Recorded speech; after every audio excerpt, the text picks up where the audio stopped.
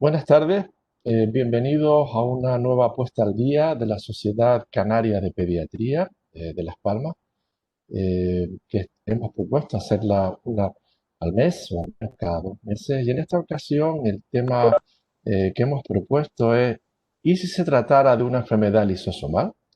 Nos acompañan para ello dos excelentes especialistas y amigos en enfermedades minoritarias, como son la doctora Mónica Ruiz Pons, muy conocida por todos nosotros, ¿vale? De la Unidad de Nutrición Infantil del Hospital Universitario Nuestra Señora de la Candelaria de Tenerife, que nos ha acompañado en muchas reuniones, y esperemos que así siga siendo. El doctor Guillem Pintos Morel, excelente compañero y amigo de la Unidad de Enfermedades Metabólicas Hereditarias del Hospital Valdebrón de Barcelona, ambos con una amplísima experiencia en las enfermedades minoritarias y muy especialmente en estas enfermedades que vamos a tratar en la tarde de hoy. Agradecerle nuestra presencia entre nosotros y un lujo que podamos compartir con ellos sus experiencias. Agradecer a todo el equipo humano de Takeda, a su colaboración para hacer posible esta puesta al día y muy especialmente a doña Aurea Castro, ¿verdad? Que ha sido el artífice de que pudiéramos hacer esta reunión. Como esta sesión quedará grabada, les rogaría a todos los asistentes que desconecten sus vídeos y micrófonos. Las posibles preguntas que quieran realizar las pueden hacer a través del chat y serán contestadas al final de las ponencias.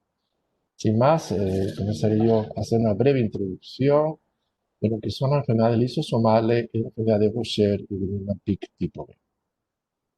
Estos son mis conflictos de interés.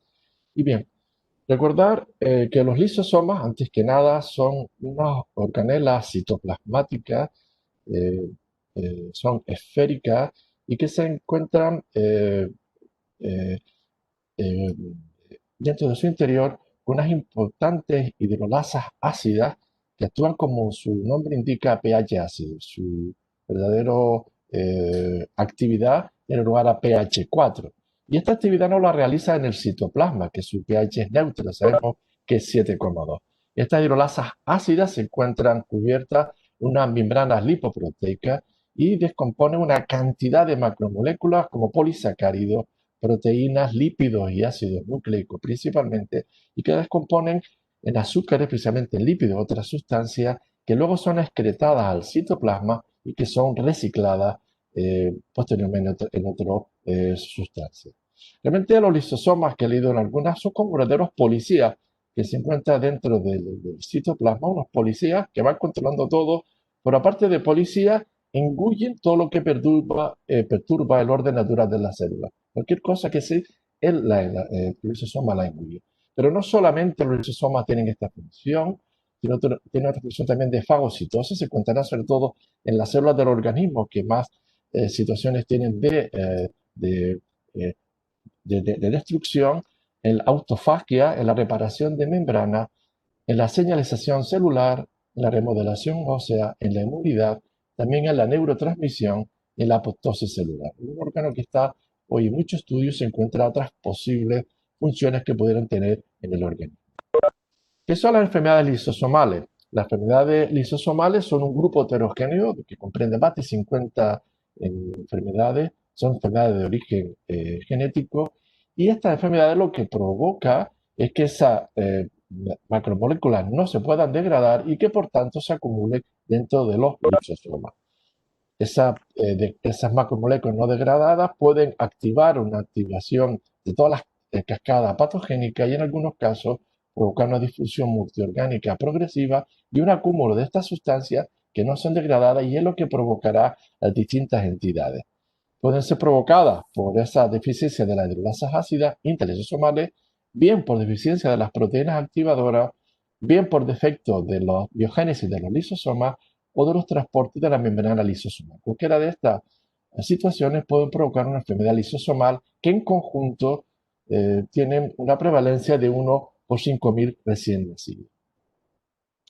La clasificación es bastante heterogénea, hay muchas, pero quizás me gusta más clasificarlas de esta manera, como son las lipidosis, dentro de las cuales encontramos la de Gaucher, Niemann-Pick y Fabry, Estas clasificaciones dependerá del material que se deposite y hablaremos de algunas de estas, del Gaucher, del PIC y del Fabry. Las mucopolisacaridosis, varios tipos, que nos hablará la doctora Ruiz, con la mucolipidosis, la tipo 2, 3, 4, la glucoproteinosis, especialmente la manosidosis, la manidosis y la sialidosis, la glucogenosis lisosomales, el POMPE y el DANO, algunas seroidopolipofuscinosis neuronal y otras que no vamos a atendernos en ellas, sino algunas en específicamente. Bien, con respecto a la enfermedad de Gaucher, la enfermedad de Gaucher está provocada por un defecto, un defecto en el gen GBA1 que codifica a la enzima glucocerebrosidasa ácida.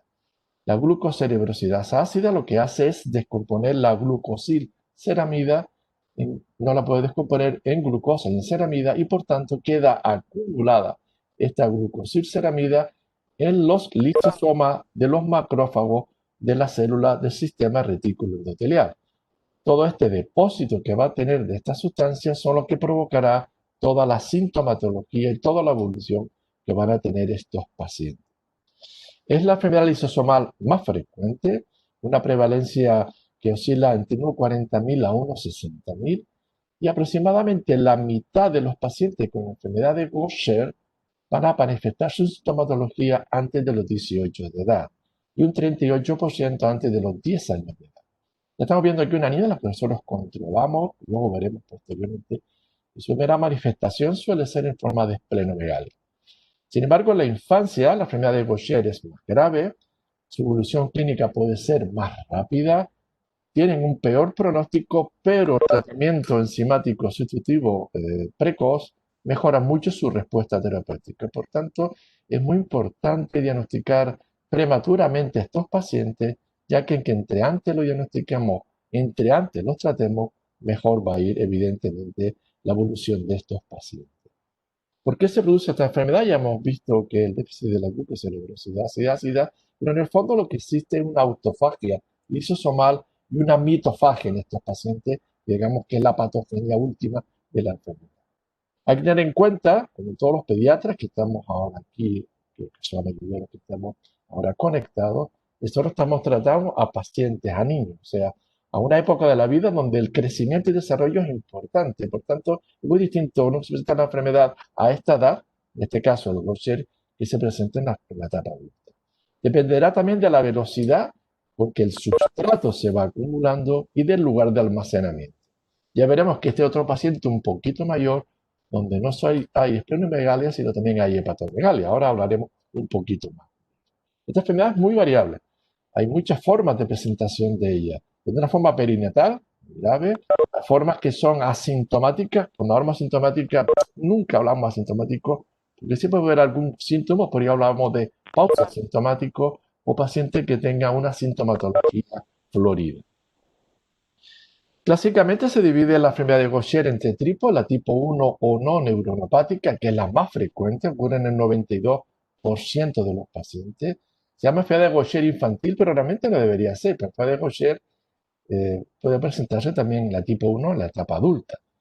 Se divide en tipo 1A o tipo 1S y hay dos que son específicas en la infancia. La tipo 2 o no neuronopática aguda solo ocurre en el 1% de los pacientes y la tipo 3 o neuronopática crónica que ocurre en el 7% de los pacientes. Y haremos un poquito de ella. Quizás esta es una clasificación hecha por Sirra muy completa, donde vemos que es una enfermedad que es muy frecuente en los judíos askenazí, ¿verdad? Sobre todo en la zona de Hungría, pero no vamos a entrar mucho en este tema.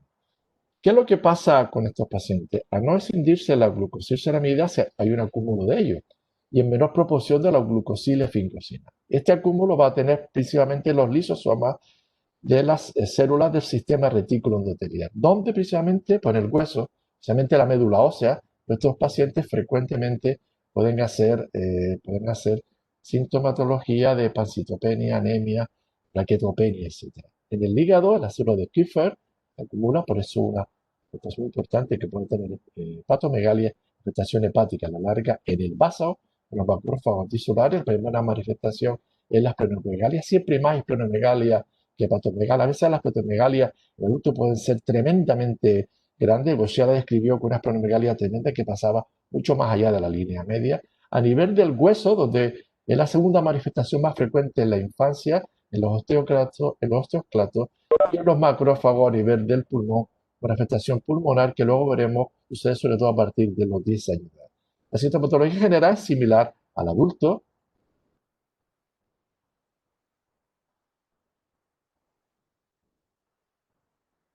Bien. La mayoría de los pacientes van a presentarse en forma de esplenomegalia. El 90% aparece con esplenomegalia, pueden ser más o menos evidentes o más grandes, y en algunos pacientes en ciertos tipos de pacientes con hepatoesplenomegalia. Entonces, la paciente diagnosticamos con 3 años de edad por esplenomegalia y otro paciente con 6 años que fue remitido con el diagnóstico de presunción de una leptocitosis congénita, lo que tenía era la enfermedad de Bucher. La afectación ósea es la segunda más frecuente, mucho más frecuente que en adultos. Los niños pueden tener dolor. Un dolor importante que a veces se acompaña de fiebre, simulando una osteomielitis. Esto le provoca a los pacientes un retraso en el crecimiento y hace que su calidad de vida sea baja en estos pacientes. Pueden tener infarto hemorrágico, necrosis, esclerosis corticales, esta deformidad típica en estos pacientes del Lesch-Meyer, osteosclerosis o pérdida del hueso cortical. Por tanto, pensar siempre en esta posibilidad de la afectación ósea en la infancia. Y por último, la afectación pulmonar es mucho más rara en la infancia y aparece a partir de los 10 años de edad. La tipo 2, la neuronopática aguda, son pacientes que aparte de la afectación visceral y ósea, aparte de la afectación pulmonar y la citopenia, tienen una gran afectación neurológica. Recuerda que en la tipo 1 no hay afectación neurológica, en la tipo 2 y tipo 3 sí. Esta afectación neurológica es muy progresiva, ocurre desde recién nacido hasta los pocos meses de vida. Estos pacientes tienen mucha sintomatología neurológica, sobre todo tienen estrabismo, trismo, parece ser una clonal de la mirada, y es casi exclusiva de la infancia. Hay una variante fetal que es letal en estos pacientes que cursan con hidrofetal y con colodio y que mueren rápidamente. La tipo 3, la neuronopática crónica, se divide, es muy variable, hay varios tipos dentro de ella. Una tipo 3A que ocurre en la adolescencia, en adultos joven. La tipo B es precoz, con menos prestaciones neurológicas. Y la tipo 3C con calcificaciones valvulares y opacidad corneal. Por tanto, cualquier paciente que tenga hepatos splenomegalia o esplenomegalia y enfermedad neurológica, siempre debemos descartar que estemos ante una enfermedad lisosomal, principalmente una enfermedad de Gaucher. El diagnóstico lo podemos hacer por cribado neonatal, aún todavía no hay en España cribado neonatal, pero sí hay en zonas de Hungría, en Szekely, en Hungría, donde hay una gran prevalencia de una gran población askenazi y ese encuentra prevalencia de casi 1 a 13.000, es muy importante. Se hace viendo la actividad enzimática y luego la confirmación genética. Y en nuestro medio lo hacemos por una sospecha clínica. Sospecha clínica, como hemos hablado, pacientes que tienen esplenomegalia, que aparece en el 90% de los casos, o pacientes con hepatoesplenomegalia, siempre pensar la posibilidad de que estemos en finales más precisamente la enfermedad de Gaucher. Pensar también en la enfermedad de Gaucher, cuando hay evidentemente enfermos familiares con enfermedad de Gaucher. La ausencia familiar de Parkinson hereditaria también se asocia a la enfermedad de Gaucher.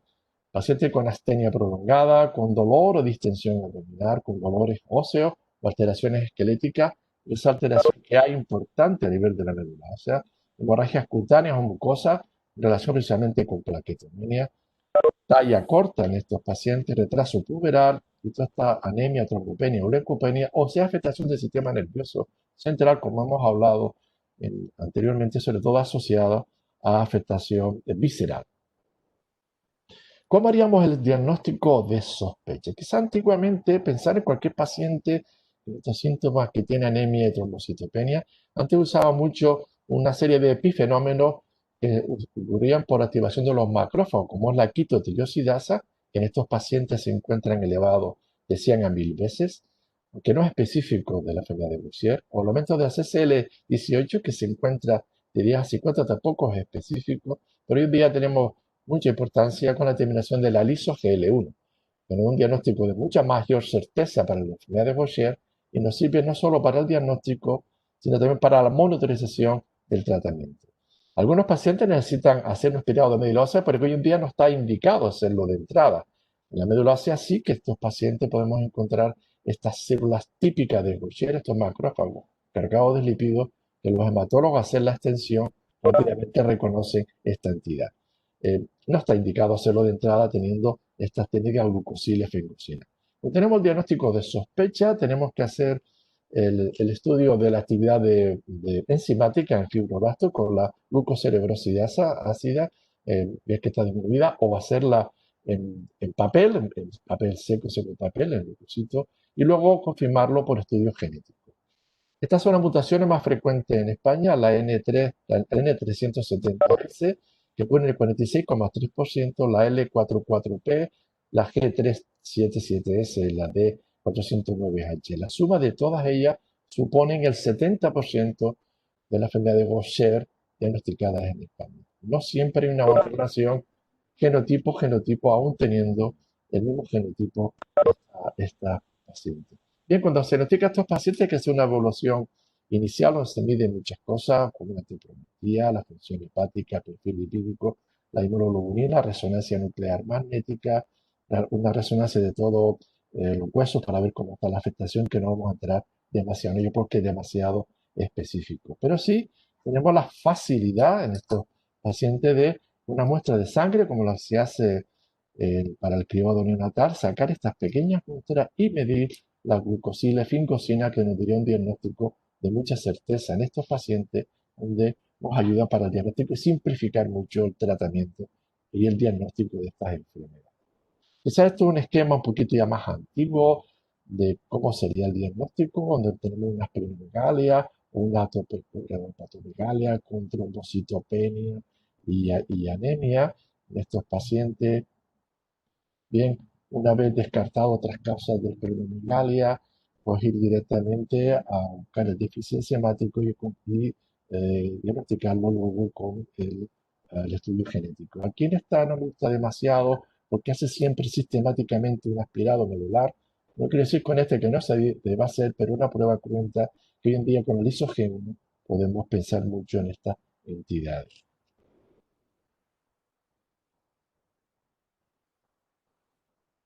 Bien, el tratamiento en todos estos pacientes va a ser un tratamiento enzimático sustitutivo.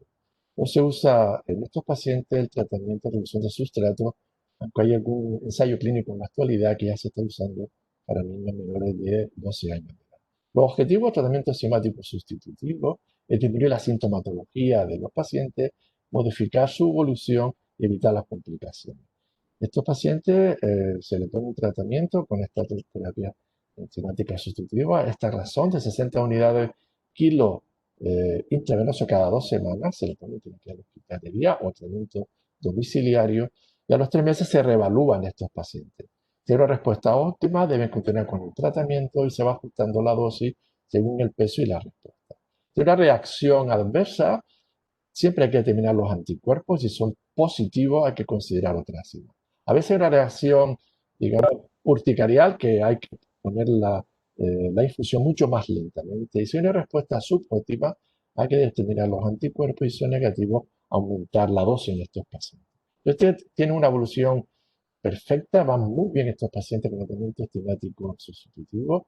Nunca hay que ajustar la dosis antes de 12 a 18 meses después del tratamiento. La dosis se va ajustando cada 6 meses según el peso del niño que vaya teniendo y la respuesta, y se reduce o se aumenta siempre en fracciones de 30 unidades. La dosis mínima que debe recibir son de 30 unidades por kilo cada 15 días.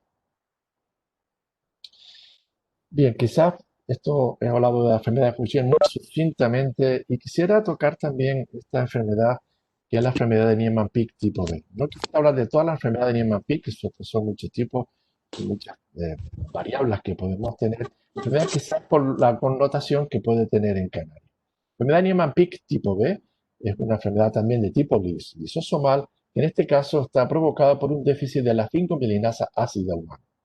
Esta fingobidinasa ácida humana está codificada por un gen, por el gen CMPD1, que se encuentra en el brazo corto del cromosoma 11.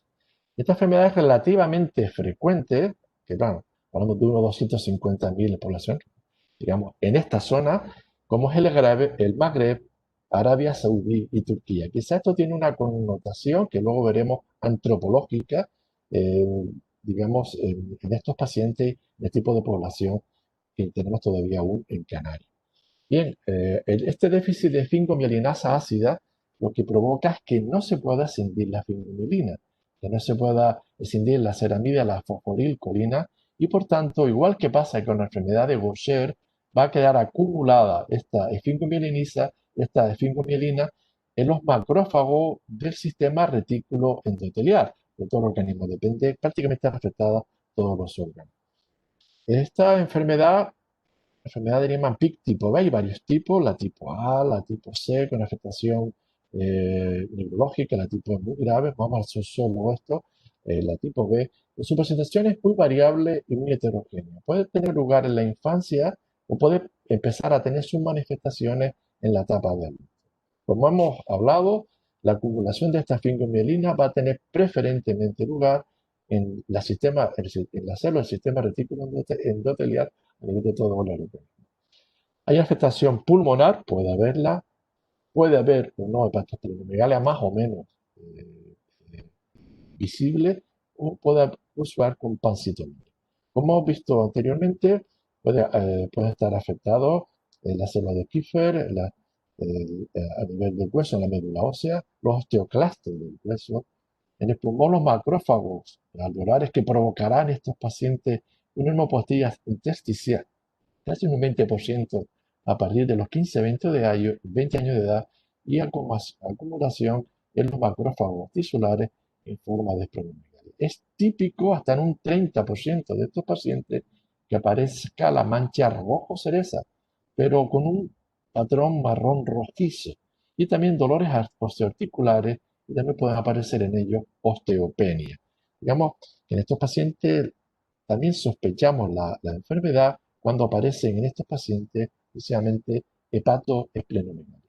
Esta es una aplicación ya antigua de esta enfermedad que es relativamente prevalente en nuestro medio, en la isla de Gran Canaria, la enfermedad de Niemann-Pick tipo B, de cual teníamos 4 pacientes, hace años no diagnosticamos ninguno. Estos pacientes se manifestaban preferentemente con hepatoesplenomegalia.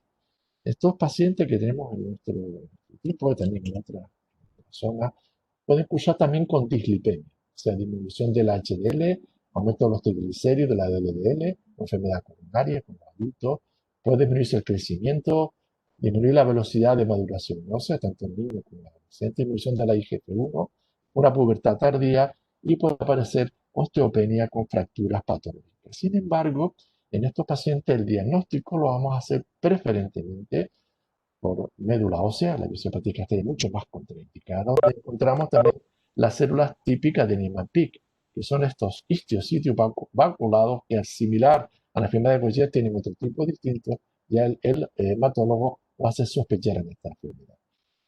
El diagnóstico lo completaríamos midiendo la actividad de la efemoglinasa lisosomal en leucocitos fibroblastos. Diagnóstico de confirmación lo haríamos haciendo el estudio genético. Para el consenso que hay para el estudio de la enfermedad de Niemann-Pick, quizás cuando encontremos un paciente con esplenomegalia y con hepatomegalia, si tiene esa mancha rojo cereza, si tiene retraso del crecimiento solo en el tipo A, tipo C, hipotonía o bajo el HDL colesterol. Y ahí hemos descartado infecciones, enfermedades hematológicas, enfermedad oncológica, enfermedades hepáticas, etcétera, siempre que medir la actividad enzimática y luego posteriormente, como en todos los casos del estudio genético, donde podemos llegar a encontrar estos pacientes ya la mutación prevalente. Aquí sí que hay suele haber una relación fenotipo-genotipo.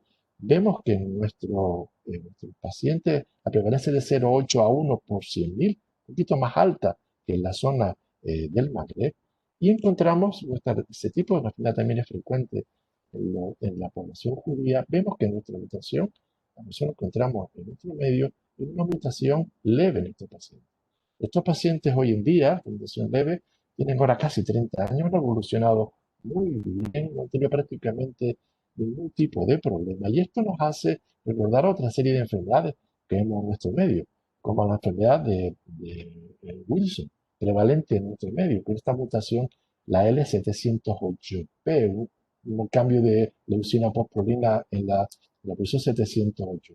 Esta es una mutación autóctona prehispánica que proviene del siglo VII después de Cristo. O sea, una mutación que está en los antiguos aborígenes canarios que se alimenta a 56 generaciones atrás y que aún se sigue expresando en nuestro medio. También otras enfermedades, como la enfermedad tirosinemia tipo 2, una mutación también. Hay 101 familias descritas en el mundo, 79 sujetos y 6 proceden de la isla de Gran Canaria. Todo esto nos hace pensar, y parece que es cierto en este sentido, que sabemos que en esta zona de Gran Canaria, esta zona central noroeste, hay una serie de mutaciones prehispánicas que provienen probablemente de los antiguos aborígenes canarios que procedían del norte de África y llegaron a las islas que aún surgen, persisten entre nosotros. Los pacientes con Niemann-Pick tipo B, la esperanza de vida es muy larga. Estos pacientes que nosotros tenemos bien, pueden tener complicaciones como un fallo hepático raro, como hemorragia, pueden tener necesidad de oxígeno en caso de tener una afectación pulmonar importante, infecciones pulmonares, roturas crónicas, decía coronaria. El tratamiento hoy en día está en ensayo clínico la policulasa ácida, policulasa alfa, perdón, que disminuye la visceromegalia en estos pacientes, mejora la superficie lipídico y disminuye la neuropatía intersticial. Ninguno de estos pacientes ha recibido tratamiento somático, al menos esta mutación que tenemos en nuestro medio, porque su afectación es bastante leve. Y nada más, muchas gracias por su atención.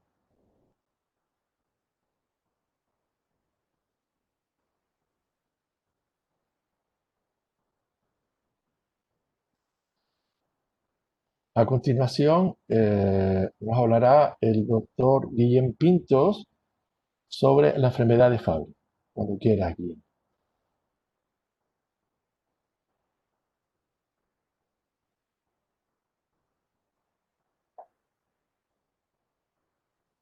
Muy buenas tardes.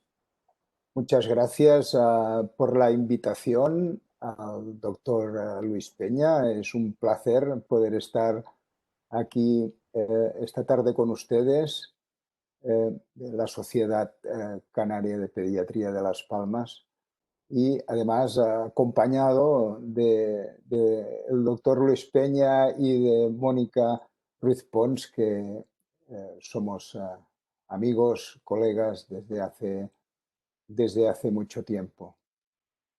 Entonces voy a ver ya de compartir mi presentación. Quería también dar las gracias al patrocinio de Takeda.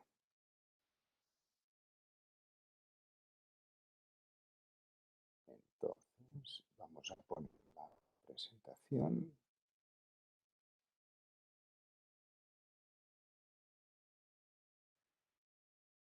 Estupendo. Pues vamos a iniciar, pues estos son mis conflictos de interés. Y y si se tratara de una enfermedad lisosomal, pues en este caso, pues la enfermedad de Fabry.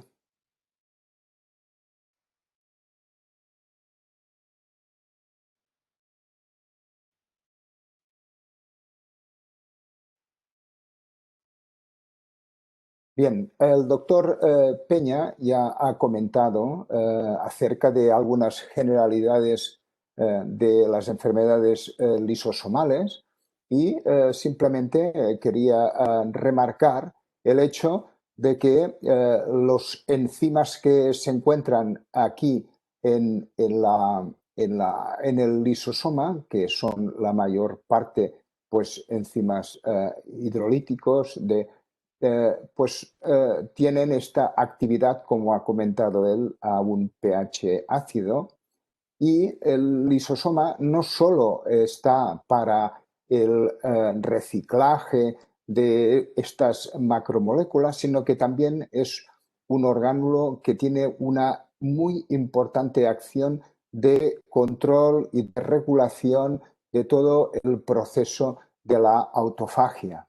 Y además, como pueden ver aquí en la endocitosis de sustancias, de productos como anticuerpos que pueden venir desde el exterior de la célula. este proceso de, digamos, de fuera adentro tiene su importancia, sobre todo ahora cuando hablaremos del tratamiento principal de alguna de estas enfermedades como la enfermedad de Fabry. Así pues, la enfermedad de Fabry está localizada pues, en esta encrucijada de los glucoesfingolípidos. Y vemos aquí toda una serie de alteraciones enzimáticas que pueden dar lugar a toda una serie de enfermedades. El doctor Peña nos ha hablado pues, de la enfermedad de Gaucher, nos ha hablado de la enfermedad de Niemann-Pick y aquí tenemos la enfermedad de Fabry y otras como Tay-Sachs, gangliosidosis, GM1 generalizada o enfermedad de Sandhoff y la leucodistrofia metacromática. Nosotros pues nos vamos a centrar en la enfermedad de Fabry, en la cual pues hay una deficiencia de una enzima que se llama alfa-galactosidasa A.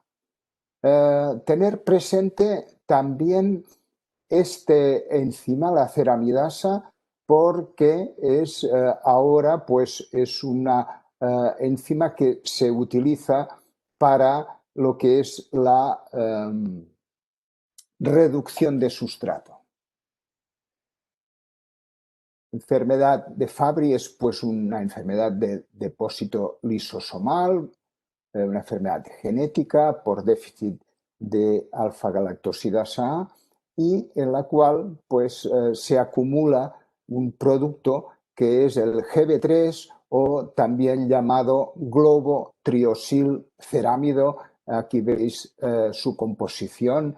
Se tendría que romper este enlace, pero al fallar la alfa-galactosidasa, pues se acumula todo el producto, esta macromolécula. Es una enfermedad que tiene ya pues más de 1000 mutaciones o variantes genéticas descritas y que su incidencia actualmente creemos que está alrededor de 1/100.000.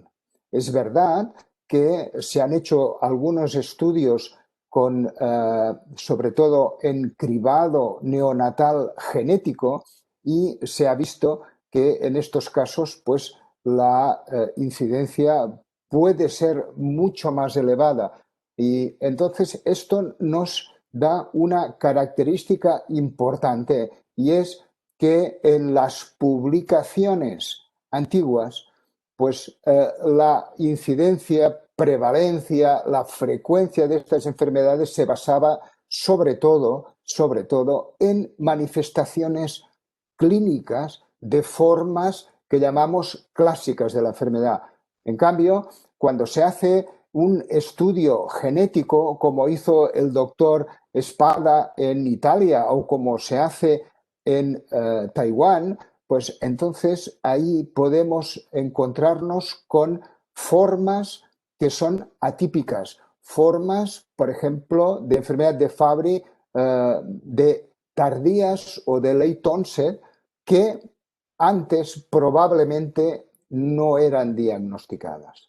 Así pues, tenemos una incidencia actualmente considerada entre 100 y entre 50.000, pero que sabemos que haciendo estudios genéticos la enfermedad de Fabry probablemente es actualmente la enfermedad de depósito lisosomal más frecuente que conocemos.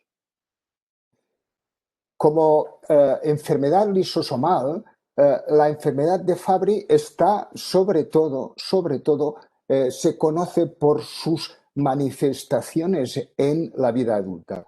Pero yo como pediatra quisiera transmitir aquí este mensaje de que es una enfermedad lisosomal, genética y que tiene ya unas manifestaciones muy claras durante la infancia y la adolescencia. Evidentemente, sobre todo en estas formas que llamamos formas clásicas de la enfermedad. Así pues, veis que en la infancia se puede presentar con acroparestesias, crisis de dolor, con una alteración de la sudoración en forma de hipohidrosis habitualmente, intolerancia a cambios de temperatura, sobre todo hay una intolerancia al calor, y manifestaciones gastrointestinales, como son diarrea y dolores abdominales, opacidad corneal. Hay una alteración típica de la córnea que se llama córnea verticillata, después veremos una foto, y cuadros también febriles, a veces sin causa, que pueden estar relacionados con esta hipohidrosis y con esta intolerancia a los cambios de temperatura, sobre todo intolerancia al calor. En la adolescencia se caracteriza ya más por aparición de lesiones cutáneas. Las lesiones cutáneas por las cuales tiene el nombre de enfermedad de Fabry o enfermedad de Anderson-Fabry, que las descripciones originales, iniciales por dermatólogos, era por el angioqueratoma. Angioqueratoma que se llamaba corporis diffusum. Aparece también fatigabilidad, intolerancia al ejercicio, alteraciones auditivas y también puede ya empezar en la adolescencia a aparecer una microalbuminuria o proteinuria. Evidentemente, esta pequeña alteración renal inicial no da síntomas, pero hemos visto que en niños a partir de los 5 o 7 años ya puede empezar a haber microalbúmina y alteraciones renales que hay que tener en cuenta. A veces estos pacientes de las formas clásicas pueden tener un fenotipo algo peculiar, con los arcos, digamos, la frente prominente y también los labios un poco infiltrados, pero esto no se observa de una forma homogénea. Y posteriormente, pues en la fase del adulto, pues tenemos que hay una afectación renal y cardíaca fundamentalmente, con una evolución progresiva hacia la insuficiencia renal terminal que precisa de trasplante. Sobre todo estoy hablando evidentemente del periodo, la fase en la que no había un tratamiento eficaz. También se puede manifestar con miocardiopatía y con accidentes cerebrovasculares, ictus, que se presentan en personas jóvenes que no tienen otras causas de tener alteraciones cerebrovasculares.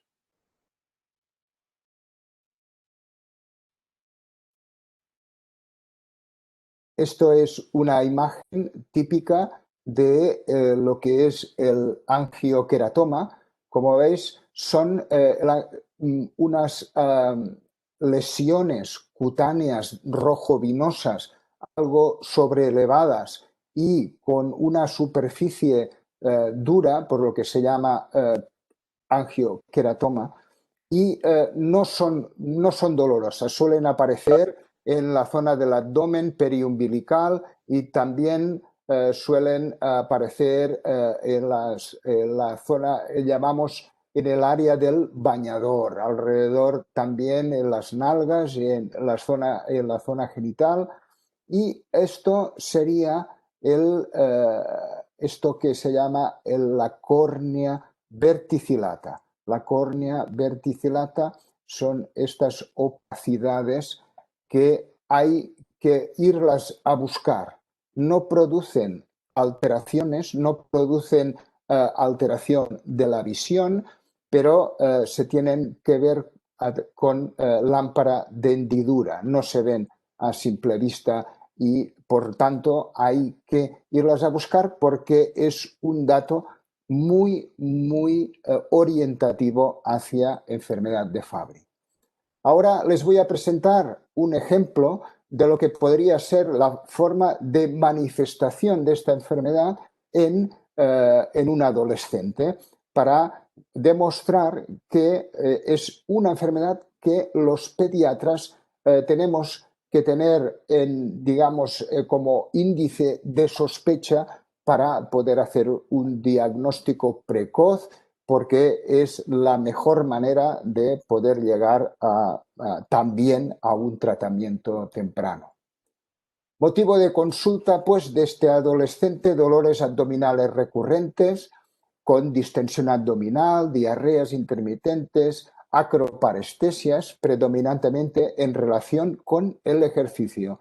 Esto es un dato a tener en cuenta. Las alteraciones neurológicas periféricas se pueden desencadenar por cambios de temperatura o por el ejercicio. En la anamnesis, pues vemos que lesiones cutáneas angiomatosas habían aparecido ya desde los 6 años. Y esto se acompañaba de una escasa sudoración, de sensación de cansancio, fatigabilidad fácil. Esto hace que a veces estos jóvenes no puedan realizar el tipo de ejercicio habitual o propio de su edad. Y también tenía cefaleas. En la anamnesis vemos, pues, insistimos en que había lesiones cutáneas de color rojo vinoso, de predominio, pues, en este caso era, pues, en el hemicuerpo izquierdo y en extremidad también inferior, apreciándose un lento aumento progresivo a partir de los 6 años, con escasa sudoración e intolerancia al calor, y esto le había llevado a múltiples visitas en servicios de urgencias, sobre todo por episodios de acroparestesias, dolor abdominal recurrente, pero esto no había llevado al diagnóstico. Por el motivo de estos dolores y de esta manifestación, sobre todo gastrointestinal, pues había bastante falta de asistencia escolar. El diagnóstico, pues para el diagnóstico tenemos el cuadro clínico compatible con una forma de Fabry clásica, como es la córnea verticillata, angioqueratomas, acroparestesias, trastornos gastrointestinales, intolerancia al ejercicio del calor y fatigabilidad incrementada, inapropiada para la edad. Todo este conjunto, todo este clúster de síntomas es lo que nos tiene que hacer pensar en una enfermedad de Fabry en un adolescente o en un chico o chica joven.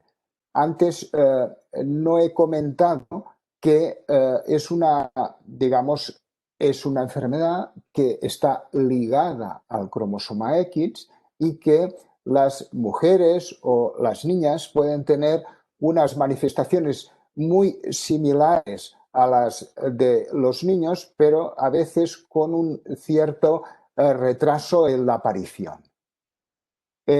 Ante esta situación, pues, clínica, se hizo, pues, el estudio de la actividad alfa-galactosidasa en suero, que fue indetectable, y apareció, pues, una mutación en el exón 4 del gen GLA, que es una mutación que no he puesto aquí por cuestiones de privacidad, pero que es una mutación ya descrita como una forma clásica y la madre era portadora. Ahora he dicho que la madre era portadora, pero tenemos que tener en cuenta que en la enfermedad de Fabry las mujeres no suelen ser únicamente portadoras, sino que hay que considerarlas como heterocigotas con manifestaciones variables. Y es así como hay otras enfermedades ligadas al cromosoma X, que prácticamente las mujeres no tienen sintomatología. En la enfermedad de Fabry es muy frecuente que haya pues este abanico de manifestaciones en las mujeres y también en las niñas. Se pueden presentar, como veis, la sintomatología puede presentarse ya, según esta gráfica que veis a la derecha, pues incluso antes de los 10 años, sobre todo manifestaciones neurológicas y gastrointestinales, y con una edad media global de inicio de los síntomas entre los 6 y los 7 años. Así pues, tenemos esta primer clúster de manifestaciones: acroparestesias, hipohidrosis, manifestaciones, opacidad corneal, episodios febriles y trastornos gastrointestinales, que pueden aparecer muy pronto. Incluso hay descripciones de cuadros de dolor abdominal y diarreas que aparecen antes de los 5 años. Pero que veis esta progresión de la aparición de los diversos síntomas, como es el dolor, la hipohidrosis, el angioqueratoma, la proteinuria, con esta aparición desde los 4 o 5 años hasta pues la adolescencia. Y como veis, también se presenta tanto en niños como en niñas con quizás un poco de retraso en las niñas. Y más adelante, en la adolescencia, ya aparecen pues, más claramente los angioqueratomas, la microalbuminuria, las acroparestesias e incluso alteraciones auditivas en forma de tinnitus o acúfenos. Los síntomas gastrointestinales pueden persistir con el tiempo, pueden persistir hasta la fase del adulto. En esta tabla veis un resumen de diversas publicaciones que se han hecho con la sintomatología pediátrica.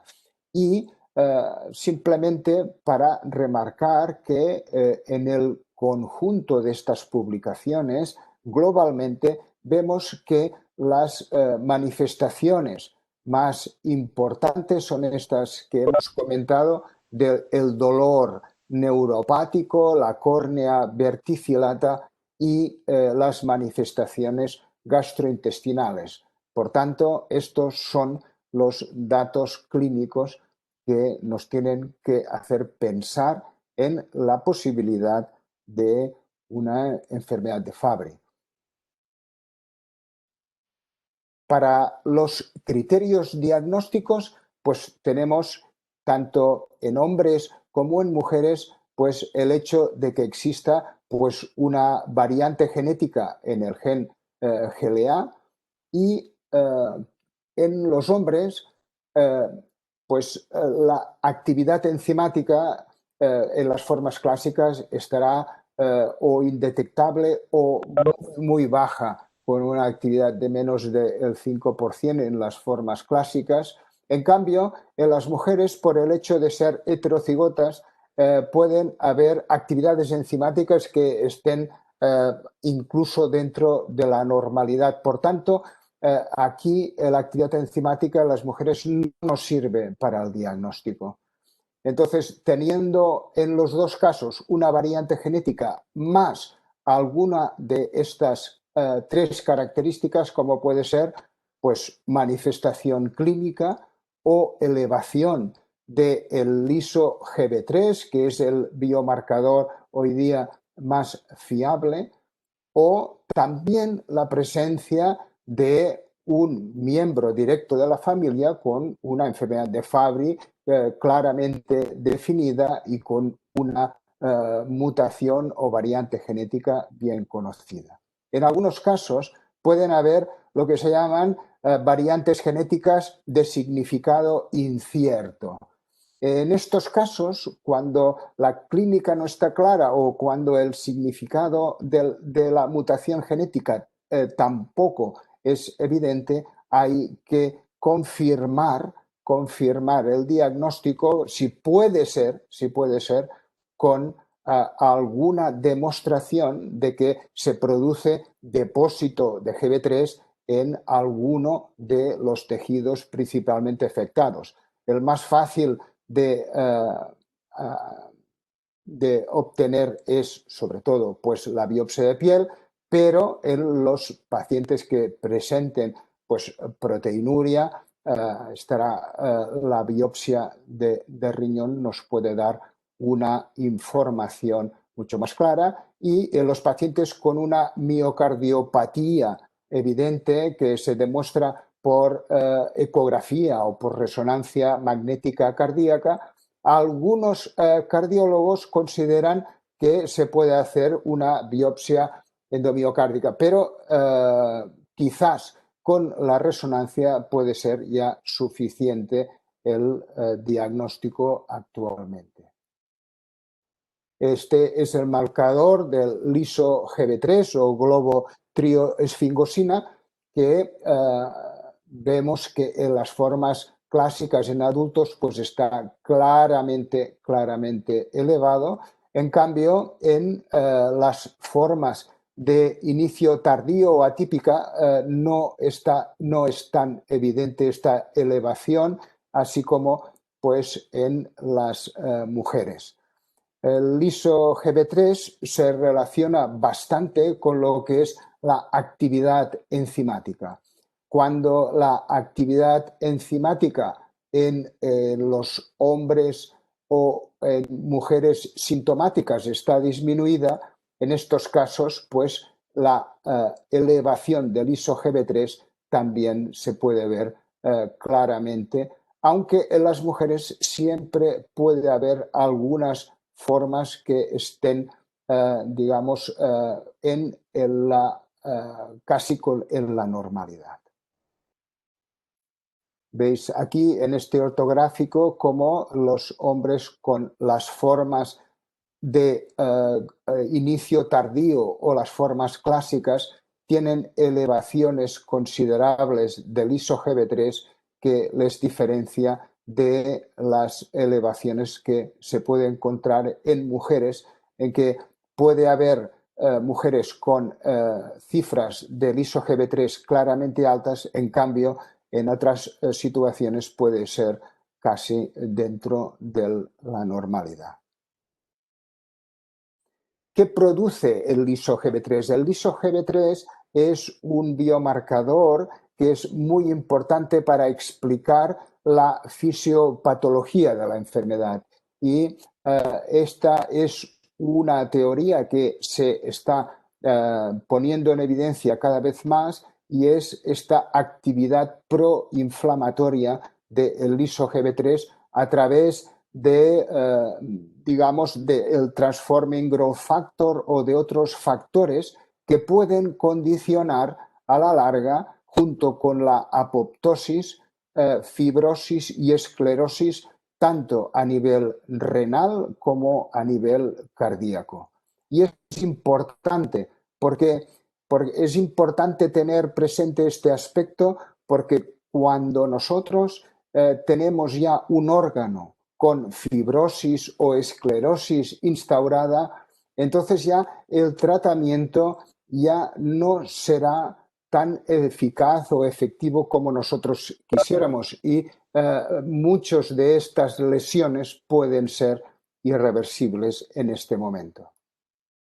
Así pues, sabemos que el liso-GB3 a nivel de células renales como los podocitos es capaz de activar la producción de fibronectina, de colágeno y del Transforming Growth Factor, que son estos mediadores que van a llegar a producir la proteinuria como manifestación de la alteración de los procesos podocitarios. Esta proteinuria puede estar en relación con el tiempo de duración de la enfermedad y esto es la proteinuria es lo que va a condicionar también una resistencia al tratamiento.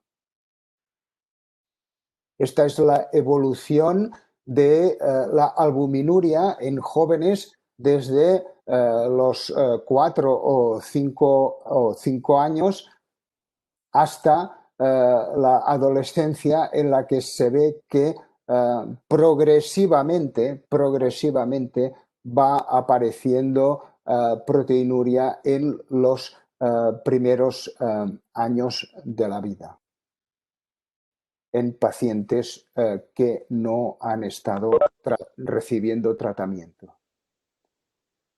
Y esta es la afectación renal en niños con Fabry, donde podéis ver que en niños que tienen estas edades desde 7 años ya se ve inclusiones del iso-GB3 sobre todo en los podocitos, pero también, además, existen alteraciones a nivel distal, tubular, y se producen también cambios importantes a nivel de los capilares y de los vasos. Estas son las típicas depósitos a microscopía electrónica. En la evolución vemos cómo el paciente presenta una discreta microalbuminuria con un filtrado glomerular renal se mantiene normal y con una presencia de pequeños quistes parapiélicos en riñón derecho, que es un dato a tener presente porque parece que aparecen con mayor frecuencia en pacientes con Fabry, aunque esto no es estrictamente no es específico de la enfermedad.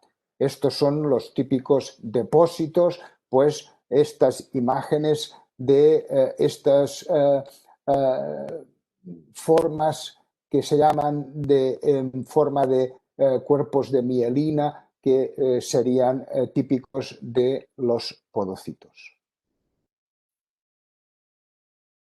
El paciente pues, ha estado en tratamiento durante muchos años y esto ha permitido que haya una mejoría clara de la sintomatología, sobre todo en relación con la sudoración, con la tolerancia al ejercicio y la disminución de las acroparestesias.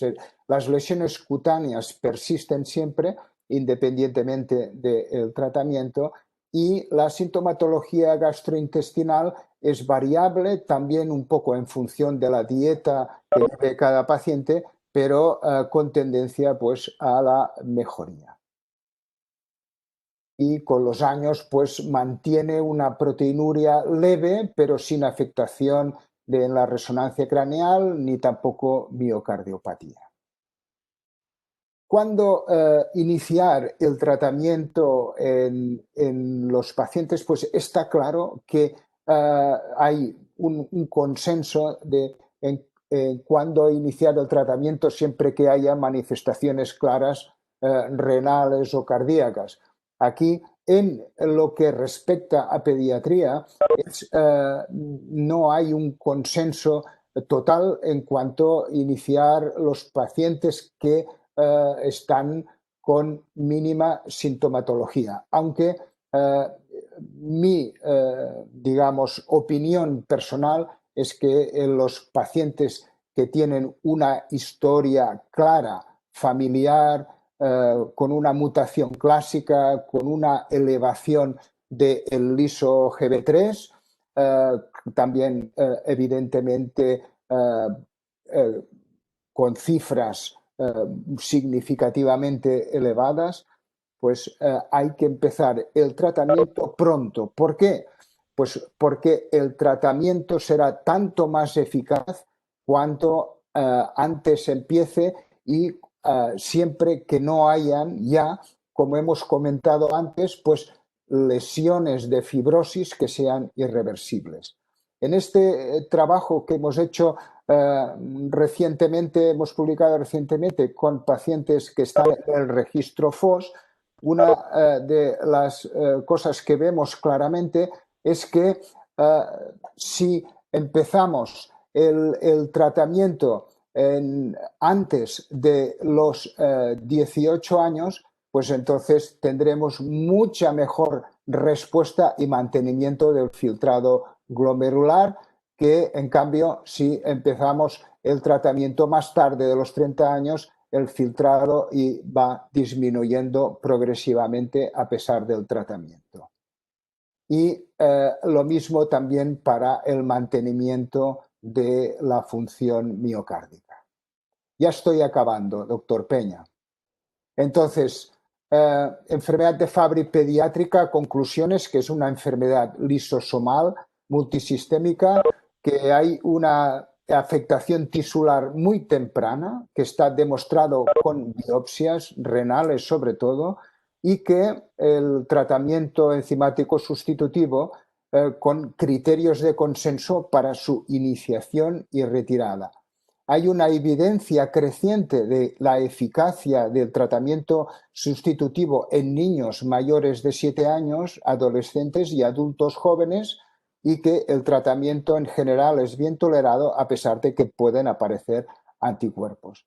Y esto es para ver qué es lo que nosotros queremos desde la pediatría. Pues nosotros queremos empezar el tratamiento en una fase en la que podamos evitar, digamos, la aparición ya de lesiones que son irreversibles, como es ya la proteinuria y las lesiones renales de fibrosis.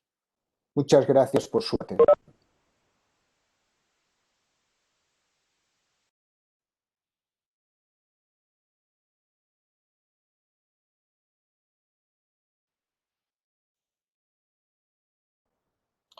Muchas gracias, Guillem, por la excelente exposición que has hecho del Fabry. Y a continuación, la doctora Mónica Ruiz Pons nos hablará de la mucopolisacaridosis y la enfermedad de Hunter.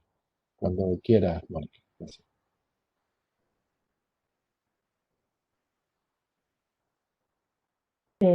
Anne,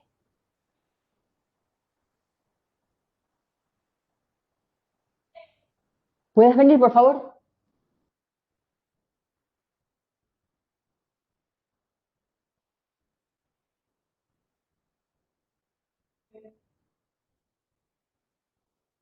Házmelo otra vez porque tengo que hablar ahora y no me comparto la pantalla.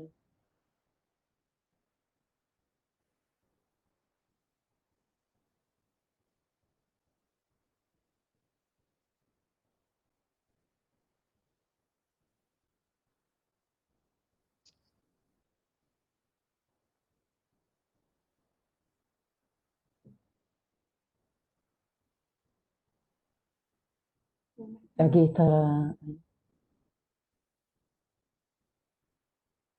ahora tengo que abrir aquí, ¿ok? Sí, ahora sí. Ya está.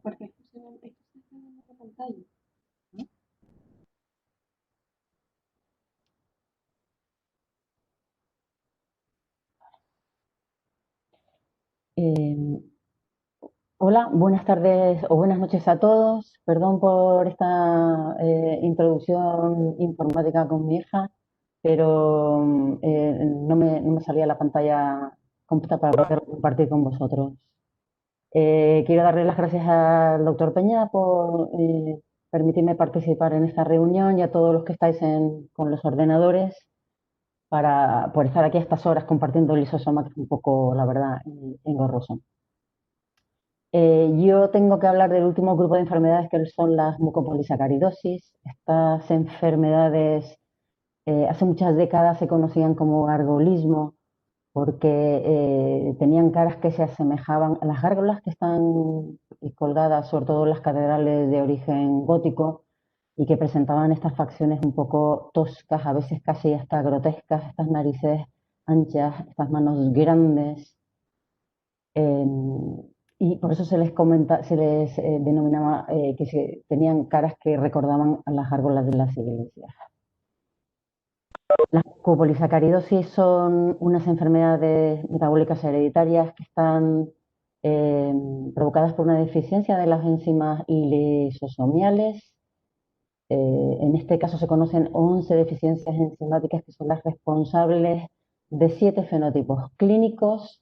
Lo que ocurre en este grupo de enfermedades es que no se procede a la degradación de unas sustancias que se denominan glucosaminoglicanos, y esto da lugar a fenómenos de, como ya se han comentado en las ponencias previas, a que se produzca un depósito de este material. Es un material que no es reciclable en todos los tejidos y hay una degeneración celular, una muerte celular y fenómenos inflamatorios secundarios. Tiene una frecuencia global de estimada de 1 cada 25.000 recién nacidos. Estas enfermedades son enfermedades crónicas, progresivas, con una afectación multisistémica y con un fenotipo clínico que puede aparecer desde, para una misma enfermedad, de ser severo, que aparece justo en los primeros meses de vida, hasta un fenotipo más atenuado que solamente aparecen a lo mejor en la infancia más tardía o en la adolescencia. Esto es una microscopía electrónica de lo que es un glucosaminoglicano, que es una glicoproteína, o sea, es un azúcar que está junto a una proteína y que tienen esta forma arracimada, y dentro de esta forma arracimada, dentro de estas moléculas aquí, se pueden ver algunos de los principales glucosaminoglicanos, como es el queratán sulfato o el condroitin sulfato o el ácido hialurónico, que forman parte de las membranas celulares, que forman parte de las matrices celulares de todo el organismo y que son responsables de la consistencia de los tejidos y del contenido en agua. Esta es la estructura bioquímica de los principales glucosaminoglicanos: el condroitin sulfano, el dermatán, el queratán, el heparán y el ácido hialurónico. Esta sería la cadena de degradación de este tipo de moléculas, ¿vale? Y a medida que van sufriendo deficiencias enzimáticas, se van acumulando ciertos tipos de mucopolisacaridosis, que son los que dan lugar a los fenotipos clínicos característicos de estas enfermedades, y que nosotros las podemos identificar con una recogida de orina donde se puede, que es específica de cada una de estas variantes clínicas, y donde podemos ver, como podéis ver aquí en esta cromatografía, donde cuando lo que se acumula en orina o se elimina en orina es el heparán sulfato y el dermatán sulfato. Estamos ante fenotipos clínicos del 1, el 2 y el 7. Cuando solamente se acumula el queratán sulfato, es muy típico de la mucopolisacaridosis tipo 4. En el dermatán sulfato es la mucopolisacaridosis tipo 6 y en el heparán sulfato la tipo 3. Aquí os he puesto las mucopolisacaridosis, y el nombre por el que se conocen normalmente fue la primera persona que las describió, y los mucopolisacáridos que son específicos de estas variantes, de estas enfermedades. Si os fijáis, algunas de ellas tienen variaciones clínicas. Por ejemplo, la 3, el San Filipo, va de la A a la D. Se refieren a variantes clínicas, pero que son muy similares entre ellas. Y la tipo 4, el Morquio, por ejemplo, tiene también 2 variantes. Según la deficiencia enzimática, tienen el mismo mucopolisacárido en orina, pero son diferentes variantes clínicas según la deficiencia enzimática. Las presentaciones clínicas de estas enfermedades las podemos agrupar en tres presentaciones, en 3 grupos. Tendríamos la tipo clásica, que es la enfermedad de depósito clásicos. Aquí tenemos el Hurler, el Hunter, la tipo 7 y la tipo 6. La tipo 6 se diferencia de las anteriores en que no hay una afectación neurológica. Son pacientes que en general tienen una inteligencia normal. pero sí tienen todas ellas una afectación multisistémica que las caracteriza y son similares entre ellas. La mucopolisacaridosis tipo 3 es la mucopolisacaridosis más frecuente, el Sanfilippo, tiene una afectación fundamentalmente neurológica o neurodegenerativa y en ellas son niños aparentemente normales, pueden presentar un pequeño retraso en la primera infancia, pero a partir de los 2 o 3 años empiezan con un deterioro progresivo, un deterioro mental progresivo, con una afectación del habla, con unas alteraciones del comportamiento bastante manifiestas. Tienen también muchas afectaciones del sueño y al final tienen una afectación mental progresiva, con un fenotipo aparentemente con muy pocas alteraciones somáticas que las pueda caracterizar. O sea que es una afectación fundamentalmente neurológica y progresiva. Por último, la mucopolisacaridosis tipo 4, la enfermedad de Morquio por déficit del queratansulfato, que es un mucopolisacárido que está ubicado fundamentalmente en el cartílago y en la córnea. Es una enfermedad ósea fundamentalmente que tiene un coeficiente intelectual normal y lo que caracteriza esta enfermedad es la hiperlaxitud articular manifiesta que presentan estos pacientes en contraste con el resto de las mucopolisacaridosis que se caracterizan fundamentalmente por presentar rigideces articulares. Estas enfermedades en el Morquio, las deformidades óseas son muy precoces, son muy prominentes, tienen una talla baja y tienen también una opacidad corneal. Con respecto al primer grupo de enfermedades, nosotros vamos a poner un caso clínico muy típico. Es de un paciente que nos remitieron a la consulta, era un paciente que había nacido normal, un recién nacido a término normal, fue un primer hijo, con un embarazo y un parto normales, tenía un peso y una talla al nacimiento completamente normales y en el periodo neonatal estuvo ingresado 3 días por un pulmón. El fenotipo clínico de este niño era un niño completamente normal, los padres eran sanos, tenía un abuelo materno que tenía era hipertenso y tenía una diabetes tipo 2. Este paciente había permanecido asintomático hasta que inició la guardería a los 22 meses y a partir de entonces y a los 23 meses que va al centro de salud porque había empezado con catarros y con otitis de repetición con el inicio de la guardería y un pediatra sustituto que lo vio en el centro de salud le llamó mucho la atención el fenotipo de este paciente. Si os fijáis, un niño que presenta una frente prominente, una macro con una dolicocefalia, tenía una nariz ancha con un puente nasal ancho, tenía una protrusión de la lengua, como fijáis aquí, tenía una hiperplasia de las arcadas dentales también y el pediatra que lo vio en su momento también le palpó una hepatomegalia y con la sospecha de una enfermedad de depósito lo remitieron al hospital. Cuando llegó al hospital se le practicó una serie de exámenes complementarios, efectivamente se comprobó que tenía una leve hepatomegalia, tenía una ecocardiografía normal, los potenciales visuales fueron normales, los potenciales auditivos revelaron que ya tenía una hipoacusia bilateral leve y con una sospecha de una enfermedad de depósito. Los mucopolisacáridos en orina dieron un aumento del dermatansulfato y del heparansulfato, ¿vale? Y en el análisis enzimático se vio que había un déficit total de la enzima hidurono sulfatasa y esto es típico y específico de la mucopolisacaridosis tipo 2 o de la enfermedad de Hunter.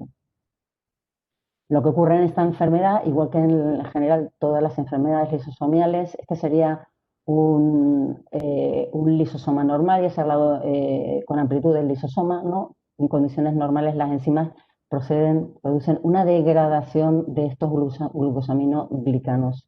Pero cuando hay un déficit enzimático, lo que ocurre es que estos glucosaminoglicanos, estas moléculas, no se degradan, ¿vale? Quedan atrapadas dentro del lisosoma y esto va a producir un daño a nivel de todos los tejidos, a nivel de los órganos y en general a nivel de todos los sistemas.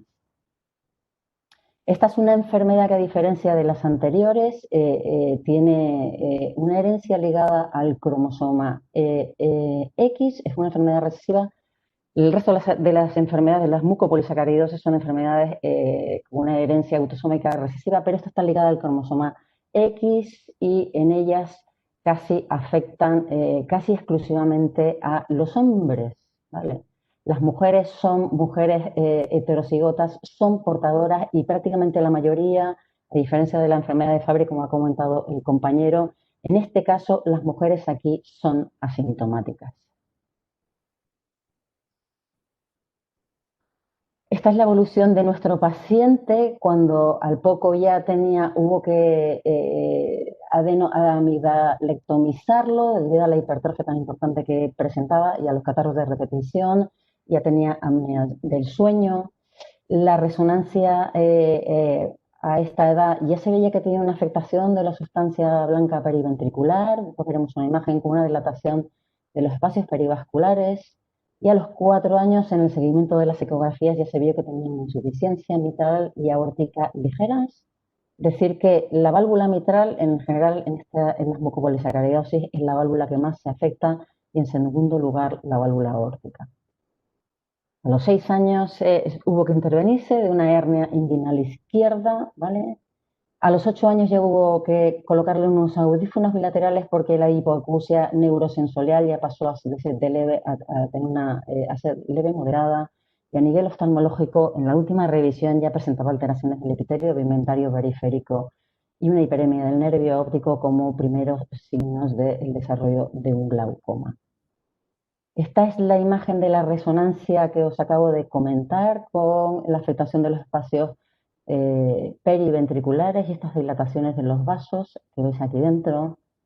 Esta es una imagen de las caderas de este paciente cuando tenía 6 años. Fijaros, es muy llamativa la hipoplasia de cadera y aquí veis que prácticamente hay un aplanamiento del acetábulo. Estas son imágenes. Este paciente acudió la semana pasada a control a la consulta. Si os fijáis, ya estos son signos característicos de las rigideces articulares que presentan estos pacientes. Esta es una mano que ya quiere empezar a ser una mano en garra. ¿Veis el alargamiento que ya tiene de los metacarpos? Y también la rigidez articular les provoca un pie cabo. Este paciente tiene actualmente 10 años. Este pie cabo ya le obliga a la mayoría del tiempo andar de puntillas. Estas rigideces también articulares, si os fijáis, también le impiden extender totalmente las extremidades superiores. Estas son unas escápulas aladas que también presentan. Este paciente, cuando salía de la consulta y se quiso poner los tenis, esto es una anécdota, pero ya ahora, actualmente, casi ya no se puede atar, debido a las rigideces que presenta en las manos, no se puede atar los cordones de los zapatos. Este paciente, si os fijáis, sigue presentando esa frente amplia, esa nariz ancha, ¿vale? Ya no tiene una frente tan abombada como presentaba cuando lo vimos por primera vez, pero sigue teniendo y presentando una dolicocefalia. Este paciente tiene un reservorio subcutáneo por donde se le administra semanalmente el tratamiento enzimático sustitutivo que se inició a los pocos meses de diagnosticarlo. Vale, vosotros me diréis, sí, y en este tipo de enfermedades que son tan raras y que además, debido a la presentación clínica a veces que es muy pausisintomática o muy sutil, yo, ¿de qué herramientas dispongo? ¿Cómo puedo pensar que puedo estar ante una enfermedad de estas características, ¿no? Hay que pensar que en general el retraso diagnóstico de estas enfermedades se estima que es entre más o menos entre 4 a 5 años, ¿no? O sea, quiere decir que hay pacientes que se diagnostican inicialmente el periodo de lactante, poquitos, pero muchos tardamos años en diagnosticarlos, con lo cual nosotros a nivel de primaria tendríamos alguna herramienta que nos pudiera hacer pensar que estamos ante un tipo de estas enfermedades. Pues hay signos, hay agrupación de signos y de síntomas que comparten los diferentes fenotipos clínicos. Lo que pasa es que si os fijáis aquí son patrones o signos bastante inespecíficos. Si os fijáis, las hernias umbilicales o las hernias inguinales, acordaros, este paciente se operó de una hernia inguinal, aparecen y justo en los 2 primeros años ya aparecen en todo este grupo de enfermedades. Importantes también son las infecciones respiratorias de repetición en forma de otitis, en forma de catarros nasales, en forma de un moco nasal continuo, y también pueden aparecer en los primeros años de la vida. La macrocefalia también es otro signo bastante característico de muchas de estas mucopolisacaridosis. El retraso del crecimiento también, son niños que a veces empiezan a crecer y de repente se para su crecimiento. Los problemas del sueño son también relativamente frecuentes y el retraso cognitivo o la aparición de alteraciones del comportamiento que también pueden a lo mejor empezar a detectarse en los primeros años de la vida. Pero claro, vosotros también me vais a decir, sí, Mónica, pero a ver, ¿cuántas catarros de repetición o otitis de repetición vemos? Sobre todo cuando los niños empiezan a ir a la guardería, o cuántas alteraciones del comportamiento, cuántos niños hiperactivos vemos, o cuántos niños a lo mejor podemos ver con una macrocefalia, que es una macrocefalia familiar, y son síntomas, la verdad, son bastante inespecíficos. Pero existen otros síntomas que son más específicos y que a lo mejor, y que sí que tenemos que tener más en cuenta y que también comparten un grupo o muchas de estas mucopolisacaridosis. Uno de ellos son las fascias toscas, por ejemplo, el caso clínico que nosotros acabamos de presentar y que fue lo que más le llamó al pediatra cuando lo vio en el centro de salud a los 2 años. Estas enfermedades muchas veces también presentan una valvulopatía, acordaros lo que acabamos de escribir, sobre todo una valvulopatía la mitral, una insuficiencia mitral, que es la más frecuente, y también muchas de ellas presentan una hepato o esplenomegalia. Hasta muchas veces, la hepatomegalia a veces hay que ir a buscarla, si no es una hepatomegalia muy grande. Hay que tener en cuenta que en este grupo de enfermedades las hepatomegalias no suponen o no crean una disfunción del hígado. Las opacidades corneales también no tan frecuentes, o bien la aparición de una displasia esquelética que también la podemos ver en el primer año de la vida. Las displasias esqueléticas uno no las ve visualmente, son las características de las disostosis múltiples que presentan este grupo de enfermedades, la mucopolisacaridosis en general, que es un engrosamiento de la cortical, un agrandamiento de la ciliac turca. Hay una malformación de los cuerpos vertebrales que, si os fijáis, se van afilando y que llegan a tener hasta una forma en pico en la parte frontal. Hay una malformación también de los huesos largos y una displasia de caderas, como la que ya presentamos en nuestro caso clínico. Fijaros, aquí el aplanamiento acetabular, pero también fijaros el aplanamiento de las cabezas femorales. También una afectación, ya lo hemos comentado también antes, de los metacarpianos, que terminan casi en una forma de bala y que son los responsables de las rigideces articulares y de la mano en garra. Esto sí puede ser más esta intensa cifosis a nivel dorso lumbar y este cuello corto. Esto pues sí puede ser más visible en un niño que acuda a nuestra consulta. Vale, entonces nosotros qué tenemos que tener en cuenta o qué es lo que nos tiene que llamar la atención, cuál es la clave para que nosotros podamos pensar que estamos ante un tipo de esta enfermedad. Pues importante sería la combinación de síntomas. Por ejemplo, una combinación relativamente frecuente son los problemas respiratorios de vías altas de repetición, junto con la aparición de hernias a nivel umbilical o a nivel abdominal. Una aparición de un túnel carpiano de manera precoz nos tiene que llamar la atención, o la presentación, por ejemplo, de un dedo en gatillo que no sea el dedo pulgar, os tiene que llamar la atención y pensar que nos podemos estar ante un tipo de estas enfermedades. La macrocefalia es un signo relativamente frecuente, pero si estamos ante una macrocefalia junto y tenemos un soplo o junto a una hepatomegalia, ya tenéis que hacer pensar que podemos estar en presencia de este tipo de enfermedades. ¿Por qué es importante que las tengamos en cuenta en este tipo de pacientes? Porque sobre todo la forma y las formas graves tienen una evolución progresiva muy rápida y a veces bastante catastrófica. Desde primaria, ¿qué es lo único que hay que hacer? Que si tenemos una sospecha clínica evidente, estos pacientes, vosotros no tenéis que empezar a pensar en qué tipo de mucopolisacáridos es, sino sencillamente hay que derivar al paciente para poder hacer una determinación de GAGs o de mucopolisacáridos en orina, ¿vale? Y que si tienen un patrón alterado, como ya hemos visto, nos va a permitir clasificar en alguno de estos fenotipos clínicos. A lo mejor sigue teniendo una alta sospecha y pueden no resultar alterados, pero entonces podemos presentar en otras enfermedades de depósito. Importante que sea un diagnóstico precoz, es importante, claro que sí es importante, porque estas enfermedades tienen alternativas terapéuticas que van a mejorar el pronóstico y que van a mejorar mucho la calidad de vida de estos pacientes. Entre las alternativas que tenemos, aparte del el tratamiento de soporte multidisciplinar, que es muy importante, tenemos el tratamiento enzimático sustitutivo endovenoso, porque le pusimos a este paciente, ¿vale?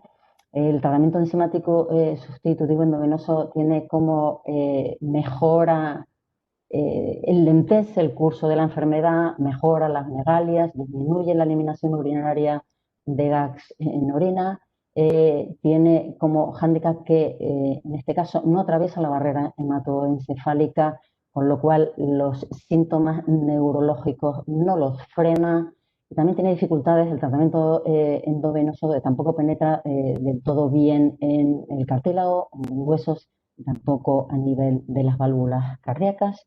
Por eso hay ensayos clínicos con alternativas de tratamiento enzimático sustitutivo a nivel intratecal en alguna de estas enfermedades. Y otro de los tratamientos también es el tratamiento de trasplantes de células hematopoyéticas, ya sea en algunas de ellas, como sobre todo en la tipo 1, también en algunos casos de la tipo 2 y en la tipo 7, son un trasplante de células madres hematopoyéticas o bien de donante sano o bien de células de cordón umbilical. Existen, por supuesto, otros tratamientos como son la de reducción de substrato y, por último, tratamiento de terapia génica a través de vectores que están también en ensayo clínico. Vale, yo quiero terminar con una serie de apuntes para primaria que puedan pensar o donde nosotros podamos decir que podemos dar cabida a que nos podemos estar enfrentando en algún momento a alguna de estas enfermedades, ¿vale? Que muchas veces pasan desapercibidas, hay que ir a buscarlas. Tenemos que saber que son enfermedades progresivas, o sea que los niños nacen normales, pero que van adquiriendo, ¿no? Debido al depósito lento y progresivo de este material, van empezando a ser progresivas, ¿vale? Que son la mayoría de ellas multisistémicas y que son muy heterogéneas en la presentación clínica de ellas. A mí me gustaría deciros que quizás lo más importante, ya lo hemos dicho, es la combinación de signos y de síntomas. De ellos los inespecíficos, porque sí, un signo inespecífico vale y un segundo signo inespecífico vale. Puede ser casualidad, pero si se junta otro signo inespecífico, y ya yo creo que no hay que pensar en causalidad, sino seguramente en causalidad, ¿vale? Y que hay algo que está generando que este paciente presente simultáneamente tres de los signos que hemos comentado. O bien la combinación de algún signo inespecífico con un signo más específico, como pudiera ser la facies tosca que presentaba nuestro caso clínico. Y por último, comentaros que vosotros lo que hay que hacer es que en este caso, cuando tengáis una sospecha alta, en este tipo de pacientes hay que derivarlo a nivel hospitalario para poder hacer una determinación de glucosaminoglicanos en harina y poder orientar el diagnóstico. Y muchas gracias. Quiero terminar con lo de pienso metabólico para que tengamos en cuenta que podemos estar en algún momento ante una de estas enfermedades metabólicas y que tenemos que intentar diagnosticar. Muchas gracias por vuestra atención. Bueno, muchísimas gracias, doctora Mónica Ruiz, por esta excelente presentación y también al doctor Guillem Pinto.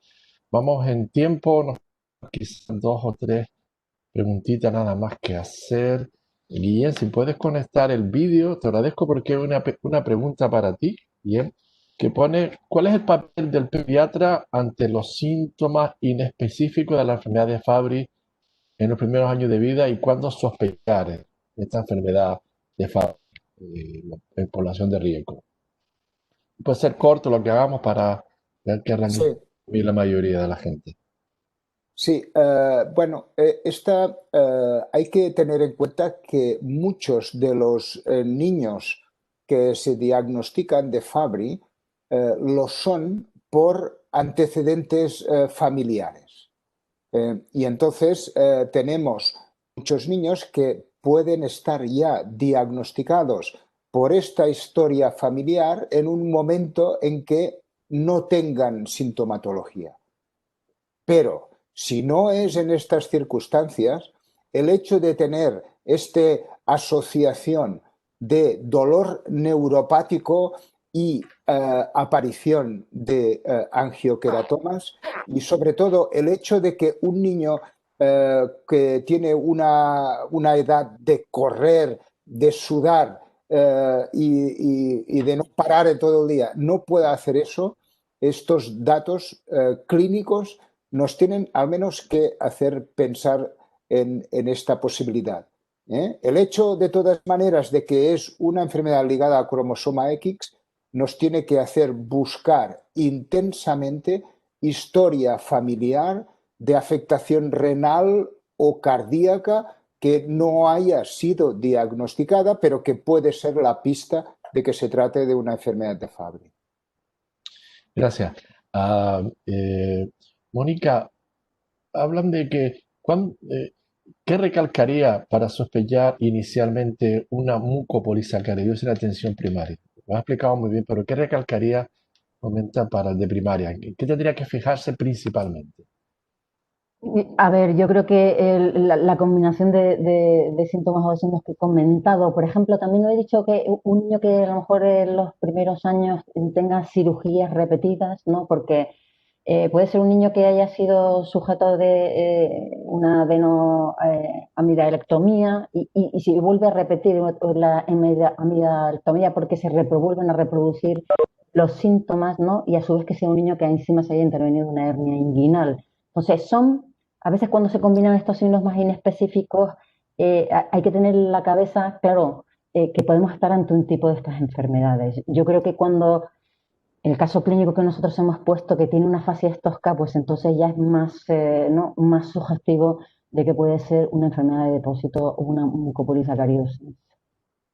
Bien, que esa es una pregunta para los dos, que estamos hablando de tanto del cribado neonatal, hay cribado neonatal para algunos lisosomales, sobre todo en zonas donde habitan mucho los judíos askenazí.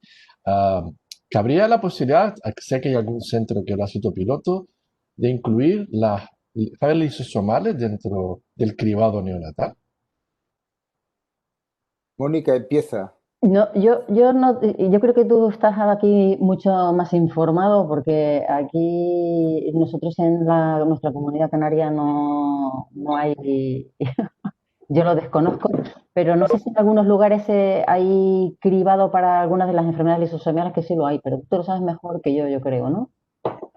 Bueno, hay algunos planes que ya se han desarrollado en algunos estados en Estados Unidos, donde se hacen algunas enfermedades lisosomales seleccionadas, ¿no? Sobre todo mucopolisacaridosis 1, No. enfermedad de Pompe. O sea, que la selección sería aquella enfermedad lisosomal que puede tener una manifestación muy precoz y que un tratamiento temprano puede ser, digamos, muy importante para evitar complicaciones. No hay un consenso aún, por ejemplo, con la enfermedad de Fabry, que tiene una forma de presentación habitualmente más lenta, pero en cambio sí que lo habría para MPS1 porque la actuación durante los primeros meses de vida pues te cambia radicalmente el pronóstico de la evolución neurológica, ¿eh?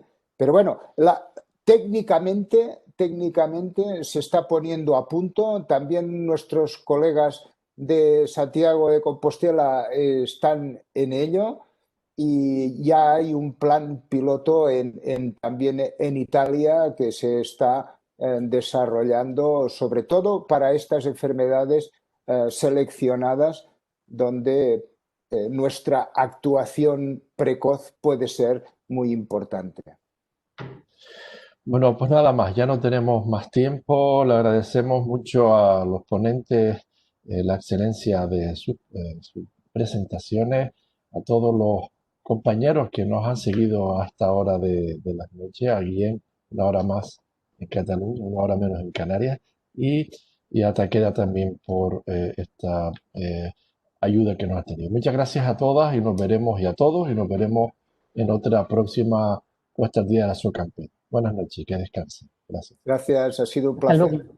Adiós. Hasta luego. Hasta luego. Gracias. Adiós. Gracias.